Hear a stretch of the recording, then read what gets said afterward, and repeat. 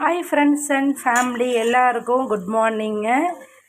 இன்றைக்கி நான் என்ன சமைச்சிட்ருக்கிறேன்னு பாருங்கள். தக்காளிங்க,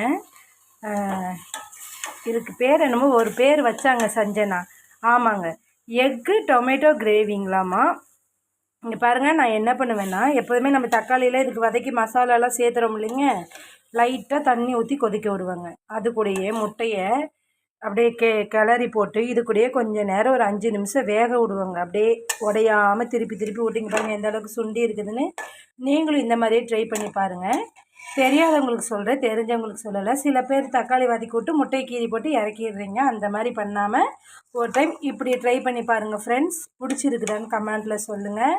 அப்படியே நம்ம வீட்டில் என்ன லஞ்சு தெரியுங்களா? வாங்க, ஒயிட் ரைஸ் இதில் செஞ்சு வச்சிட்டேங்க. நெக்ஸ்ட்டு இது வந்து நேற்று நைட்டு சப்பாத்தி போட்டு சிக்கன் வறுவல் பண்ணுங்க. சிக்கன் கிரேவி மாதிரி, சிக்கன் குழம்பு சப்பாத்திக்கு செஞ்சது. அது கொஞ்சம் கிரேவி இருக்குதுங்க. அதனால தான் இன்றைக்கி சிம்பிளாக